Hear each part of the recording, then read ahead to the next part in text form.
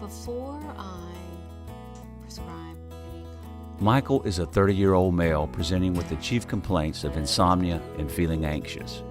Michael's audit score places him in Zone 2, the risky category of use. Michael, before we're done with our visit today, I was wondering if you'd be willing to take a few minutes to talk about your drinking. Okay, like what? Well, you filled out the survey for us today, which was great. Thank you very much. And I just wanted to review a couple of things on here. I noticed that you said that you drink 4 to 5 times a week, drink 3 or 4 drinks at a time when you do drink, and weekly, it says here that you drink 6 or more. Does that sound realistic? Yeah, on the weekends. Okay. Well, I just wanted to let you know that I'm a little bit concerned about your level of drinking. Now, we know that excessive drinking can make problems worse or can actually cause health problems at times. And I was just wondering if you had thought about the connection between your drinking and things like the anxiety and the insomnia that you came in with today. No, I guess I hadn't really thought much of it. You know, I don't think I drink that much in the first place, so I have a hard time thinking that it would be causing my anxiety. In fact, on the nights when I don't drink, I have a harder time going to sleep. Well, you're not alone. A lot of people think that drinking helps them sleep better. And in reality, it might make you fall asleep faster, but it also has what's called this rebound effect. This rebound effect is when you wake up, or might wake up in the middle of the night or early in the morning and have trouble falling back asleep. You know, I have about 2 a.m. I tend to wake up on nights when I drink too much. Okay. Well, I just want to share this little chart with you here. For your age, as a male, you are drinking more than those that drink at a low risk level. The low risk level for a man under 65 is no more than 14 drinks per week and no more than 4 per day. In this instance, a drink is considered 12 ounces of beer, 5 ounces of wine, 1.5 ounces of distilled spirits.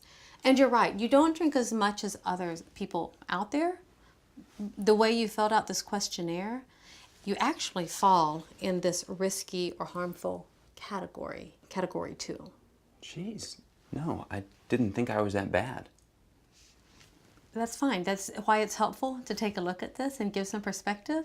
So on a scale of 1 to 10, what is your readiness for change? 1 being, I don't want to change at all, and 10 is, I really want to change. I don't know. This is all news to me.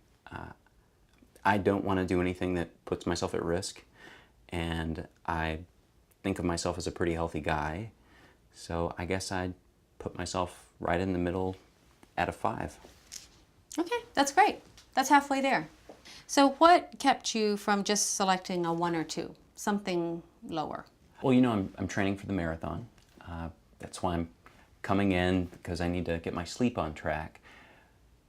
But I don't think of myself as a hazardous drinker, and I'm certainly not an alcoholic.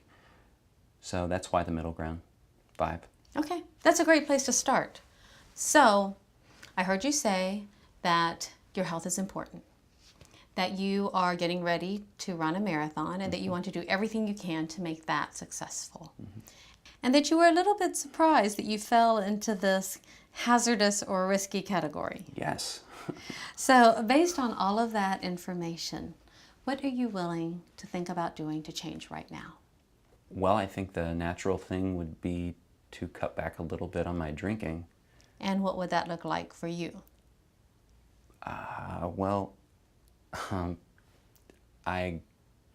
I guess drinking no more than 3 to 4 times per week. And on the weekends, which is when I drink the most, cut back to no more than 5 or 6 beers. Sometimes when people are ready to make a change like this, it helps if they write down their goals. It gives them a chance to see them in black and white. So if you were to look at this little questionnaire and think about where you want to go with your drinking, what would you put down as your goal?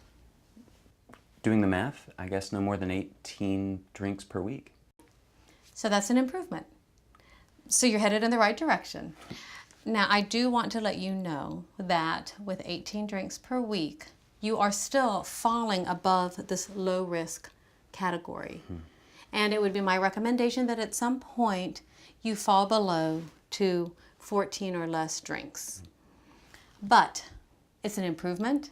It's a great place to start. And I commend you on your willingness to talk about this and to look to make a change. Thanks. Okay, so I hope that with our appointment next week, we can touch base on this and see how it's going. Sure. Okay.